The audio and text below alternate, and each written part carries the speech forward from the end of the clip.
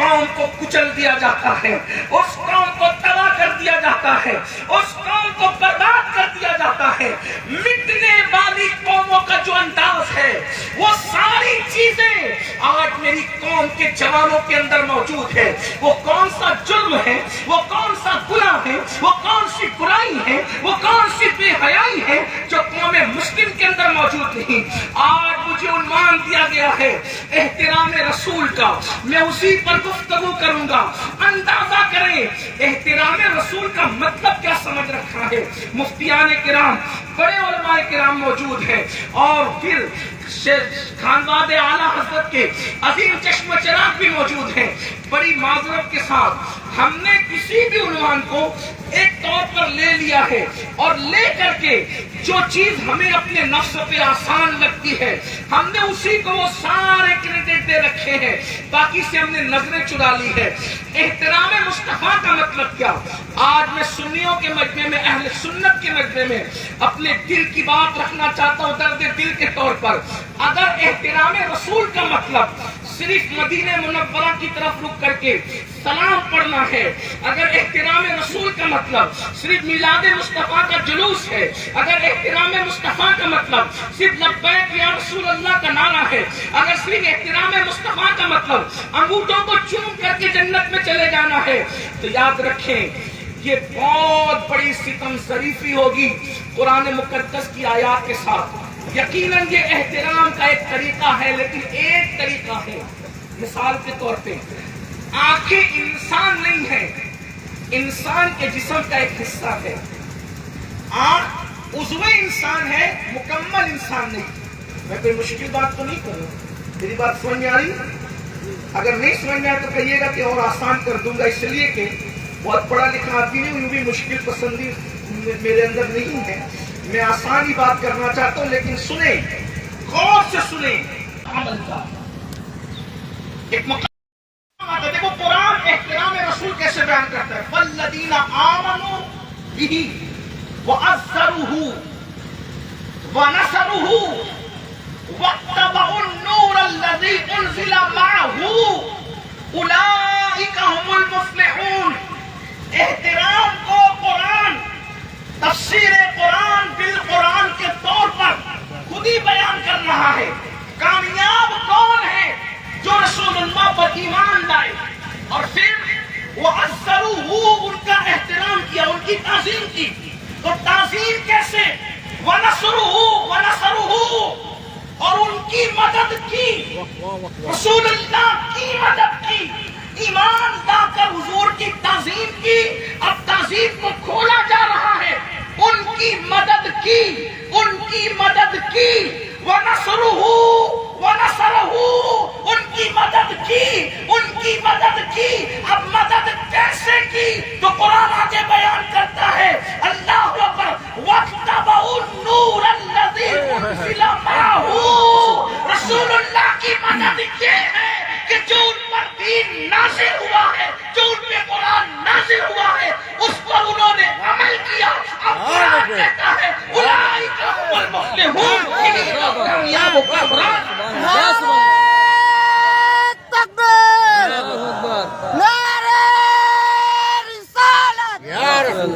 احترام کی بہت ساری شکلوں میں سے اب آپ نے نام مصطفیٰ پہ انگوٹھا تو چوما، الحمدللہ ہم چومتے ہیں، چومنے کی دعوت بھی دیتے ہیں، لیکن جنہوں نے میٹھا میٹھا ہاتھ اور کڑوا کڑوا تھو تھو کرنا شروع کیا، ان جوانوں کو میری گزارش ہے کہ جب انہیں پتا ہے کہ ہاں انگوٹھا چوم کر انہوں نے جنت میں جانا ہے، تو فجر میں اٹھ کر کوئی بے وقوف ہے کہ وہ مسجد میں آئے گا؟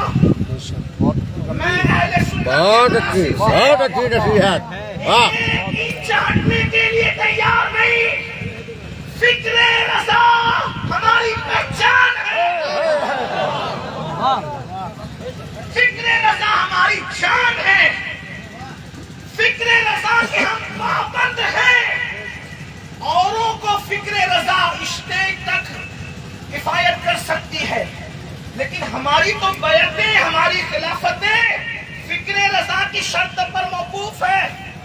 اگر ہم رات کے اندھیرے میں بھی اس سے ہٹ جائیں تو کسی کو ہم سے خلافت چھیننے کی بیعت ختم کرنے کی ضرورت यकीन खुद बखुद खत्म हो जाए। क्या बात हम तो पाबंद है अपनी आखिरत के लिए फिक्र रजा, और हमें पाबंद रहना है, इसलिए कि इमाम अहमद रजा ने सौदा किरान में बैठकर कोई नई फिक्र इजाद नहीं की।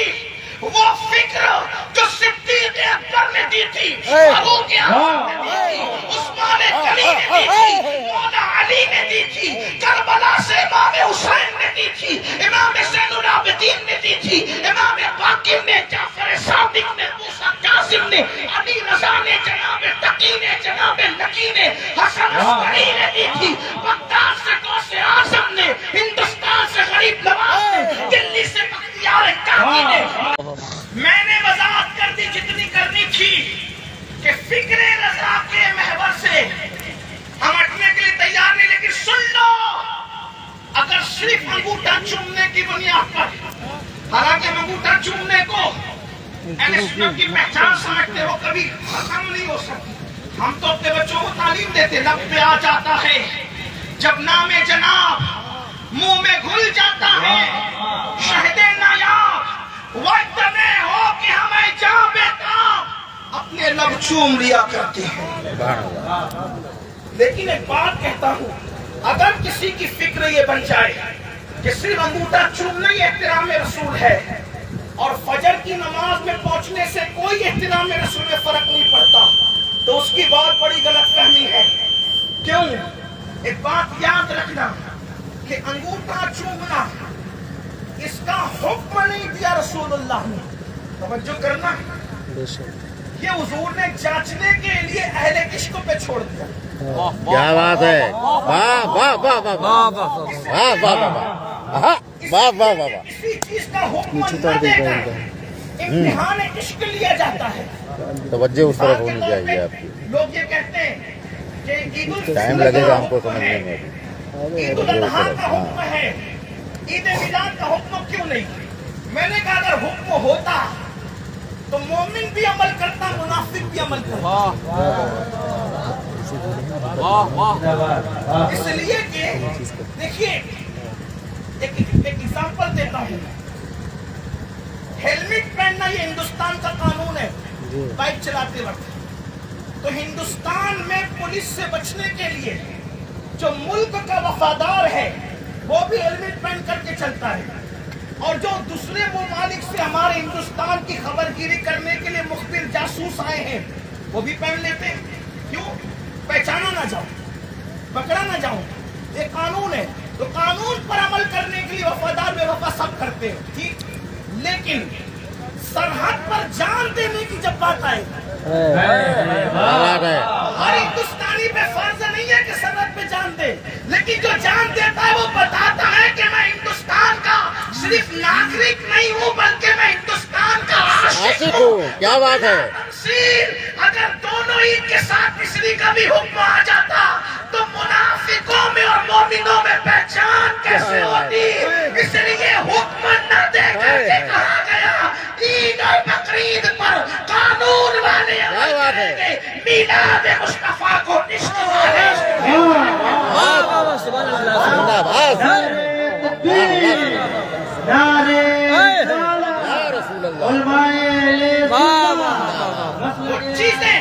कुछ चीजें जांचने के लिए होती है।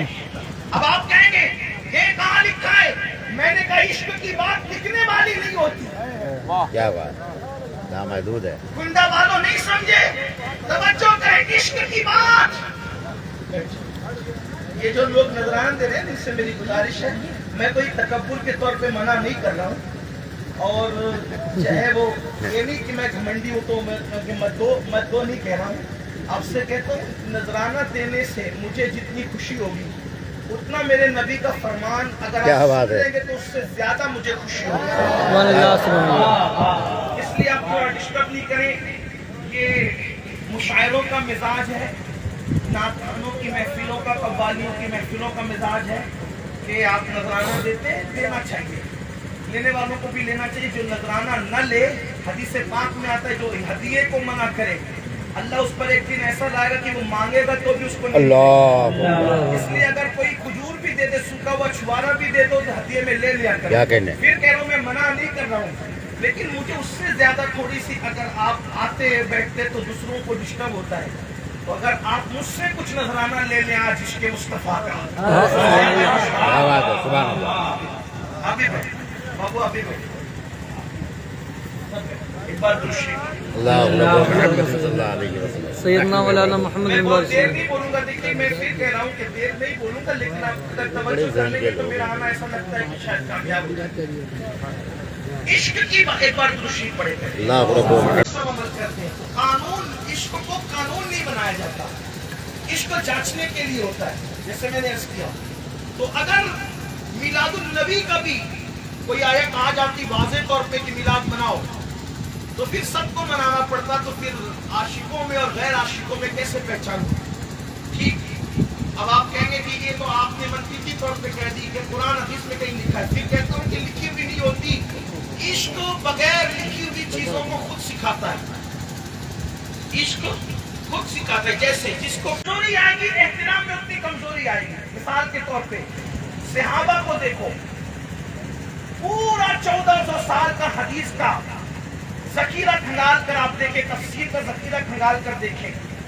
کسی حدیث میں اللہ کے رسول نے یہ نہیں فرمایا کہ جب میں وضو کیا کروں تو میرے وضو کا جو پانی ہے تم اس کو اٹھایا کرو، چہرے پہ ملا کرو، سینے پہ ملا کرو. یہ کوئی حدیث میں نہیں ہے، کسی حدیث میں نہیں ہے. کیوں؟ حدیث میں آتا تو پھر منافقین بھی کرتے نا. لیکن صحابہ کرام کا دستور کیا تھا؟ عروہ ابن مسعود ثقفی جب حدیبیہ کے موقع پر مکے کے لوگوں نے کہا عروہ جاؤ اور محمد کی فوج کو دیکھو، روح فدا صلی اللہ علیہ وسلم، جب بھی آقا علیہ السلام کا نام سنا کرو تو درود شریف پڑھا کرو، صلی اللہ علیہ وسلم کہا کرو. کیا سیکھا میرے بھائی؟ یہ حق ہے حضور کا کہ حضور پہ درود پڑھا جائے جب جب نام لیا جائے. مقرر سے سنو محمد تو کیا کہو؟ صلی اللہ علیہ وسلم. احمد صلی اللہ علیہ وسلم. یا رسول اللہ، صلی اللہ علیہ وسلم. یا نبی صلی اللہ. اللہ علیہ وسلم. اگر حضور کو مخاطب کر کے کوئی آپ بھی بولتے تو کیا کہو؟ صلی اللہ علیہ وسلم. حضرت کہتے حضور کی طرف اشارہ کرتے تو کیا کہو؟ صلی اللہ علیہ وسلم. ہاں حضرت کہے تو کیا کہو؟ امام الانبیاء کہے تو کیا کہو؟ یعنی جس سینے سے رسول اللہ صلی اللہ علیہ وسلم کو یاد کیا جائے آپ درود پڑھیں. اگر آپ نہیں پڑھتے تو میرے آقا فرماتے جو درود پڑھنا بھول گیا